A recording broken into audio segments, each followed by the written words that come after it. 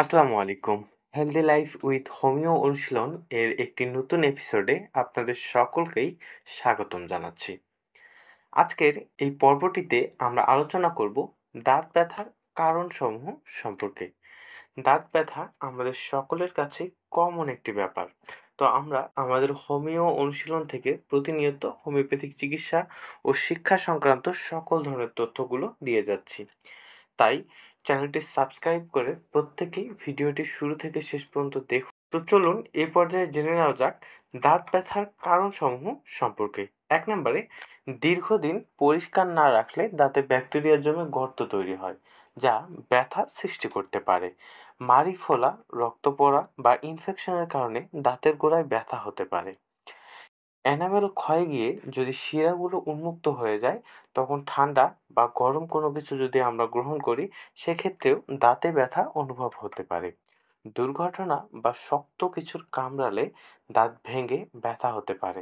একটা সড়ক দুর্ঘটনা বা যে কোনো দুর্ঘটনা হোক না কেন, দাঁতে আঘাত লেগেছে, সেক্ষেত্রে দাঁত ভেঙে গেলে তখন ব্যথা হতে পারে। বা কেউ যদি শক্ত কোনো কিছুতে কামড় দেয়, তাহলে তাদের ক্ষেত্রেও দাঁতে ব্যথা হতে পারে। দাঁতের শিকড়ে পুঁজ জমে ব্যথা এবং পাশাপাশি মুখও ফুলে যেতে পারে।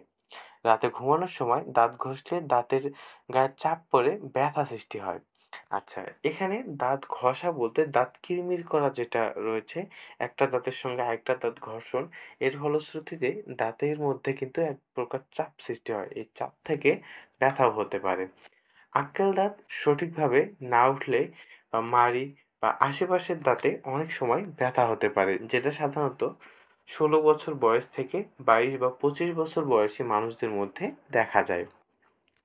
তো আজকের এই ভিডিওটি এতটুকুই ছিল আলোচনার ব্যাপার। যদি আপনাদের এই বিষয়ে কোনো ধরনের প্রশ্ন থাকে, তাহলে আপনারা স্ক্রিনে দেওয়া হোয়াটসঅ্যাপ নাম্বারে যোগাযোগ করতে পারেন এবং হোমিওপ্যাথিক চিকিৎসা ও শিক্ষা সংক্রান্ত সকল ধরনের তথ্য পেতে আমাদের হোমিও অনুশীলনের Facebook page, YouTube channel, Telegram channel এবং হোয়াটসঅ্যাপ কমিউনিটি গ্রুপে যুক্ত থাকতে পারেন।